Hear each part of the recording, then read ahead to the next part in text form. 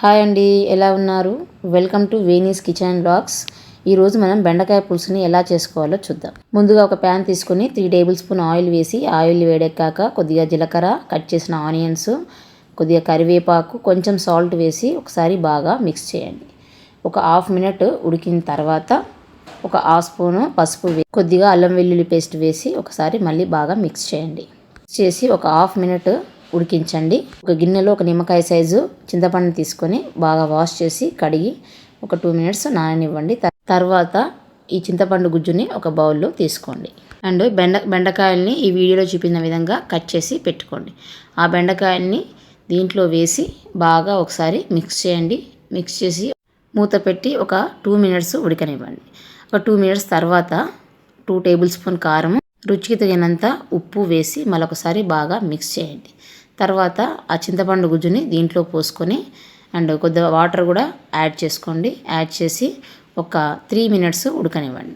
ఇలా ఒకసారి మీరు బెండకాయ పులుసు పెట్టుకున్నారంటే మళ్ళీసారి కూడా బెండకాయలు తీసుకున్నట్లయితే బెండకాయ పులుసే చేస్తారండి. ఎందుకంటే మనకి టేస్ట్ మాత్రం అంత బాగుంటుంది. చేసుకోవడం కూడా చాలా సింపుల్ అండ్ తక్కువ టైంలో మనకి ఈ కర్రీ అనేది మనం ప్రిపేర్ చేయొచ్చండి. మరిన్ని రెసిపీస్ మీకు కావాలంటే నా ఛానల్ని సబ్స్క్రైబ్ చేయడం మర్చిపోకండి. మీకు ఈ వీడియో నచ్చినట్లయితే లైక్ చేయండి, షేర్ చేయండి. మీ లైక్స్ అండ్ షేర్స్ మరిన్ని వీడియోస్ చేయడానికి మోటివేషన్ ఇస్తాయండి.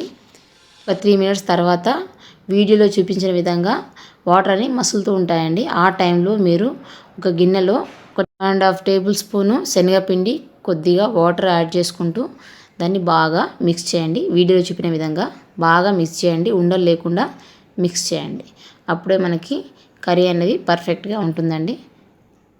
మిక్స్ చేసిన దాన్ని తీసుకొచ్చి కొద్దిగా ఆ కర్రీలో పోస్తూ బాగా కలపండి. ఓకేనా? బాగా కలిపి ఒక 2 మినిట్స్ ఉడికించినామనుకోండి మనకి కర్రీ అనేది రెడీ అయినట్టేనండి. ఇలాంటి మరిన్ని రెసిపీస్ కోసం ఈ ఛానల్ని సబ్స్క్రైబ్ చేసుకోండి. మీరు కావాలనుకుంటే కొద్దిగా కొత్తిమీర వేసుకోవచ్చు. నేనైతే ఇక్కడ వేయలేదండి. Thank you for watching this video.